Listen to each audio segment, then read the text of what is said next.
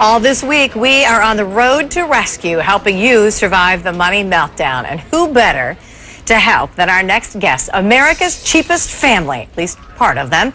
Steve and Annette Economides raised 5 children while he worked for a modest salary. I'm talking $35,000, and she stayed at home.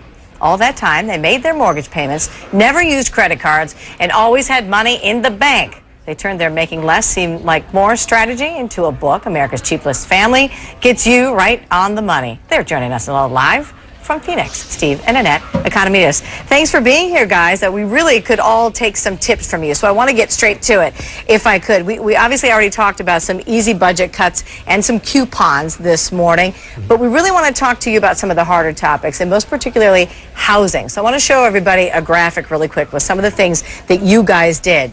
Your first house, you put down 15%, you fixed it up yourselves, you made those extra payments, the principal payments, paid it off in 9 years, and all of that happened on an income of less than or about $35,000. Tell us how you did it. Steve, I'll start with you. Well, you know, Annette is going to talk about this one. Okay, Annette, I'll start with you. She really helped us out with that. We just made extra principal payments each month as we covered our expenses, and basically, we established a comfortable lifestyle, and any extra money that came in went toward the principal payment. But we didn't buy the biggest house in the neighborhood. We bought a repo from a bank at the time, and we put down the 15% so that our mortgage payment wasn't huge, and we didn't borrow as much as the bank would have allowed us. Right.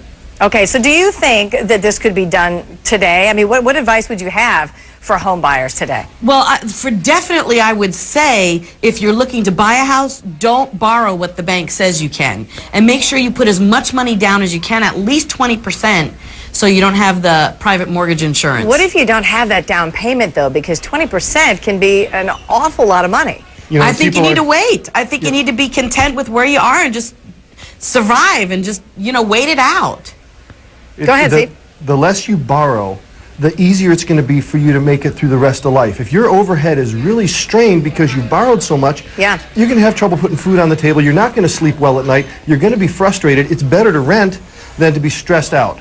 Yeah, absolutely. Another big one for you guys, credit card debt. You say, forget it. Don't touch the credit cards. We have found that you have a choice when you need something. You can either use credit or you can use creativity. If you don't have the money, there are hundreds of ways to get the things you need. You can look on Craigslist, you can look on eBay, you can look for sales, you can negotiate price. There's no reason to pay retail if you don't have the money. And that applies to clothes, to cars, to houses, to gym shoes. I don't care what it is. Whatever you need, you can get a discount on it. So are you talking about the specifically, logistically, paying cash for these things, or using a debit card, or however you want to do that?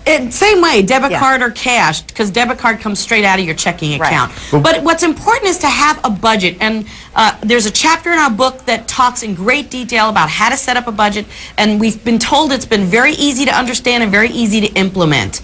And if you have a budget, then you know that everything's covered, so that holidays are not an emergency, car repairs are not an emergency, school clothes are not an emergency, and you're saving in advance for all these things, all these categories in your family for expenses that can occur over time. People used to say that was stupid to save the money in advance and have that money in the bank, but I'm telling you, it cuts stress, and it lets you know exactly where you are, and you have confidence when you buy something. So where do you start? When you say, all right, honey, let's sit down and we're going to make a budget. What are the first couple of things that you need to do? Because it really can be sort of an ominous, overwhelming task.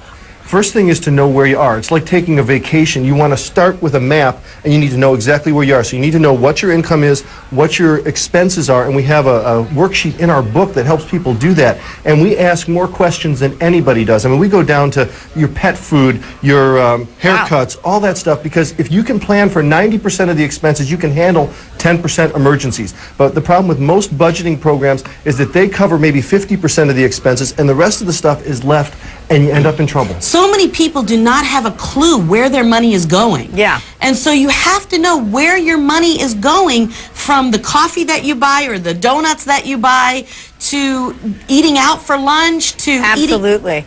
Well, you know what, guys? We could talk to you all day because you do have some really great tips, and what you've been able to accomplish is excellent, especially with 5 kids and a family of 7. Steve and Annette Economides, we sure do appreciate it. America's cheapest family. Thanks again, guys. You bet. Quickly,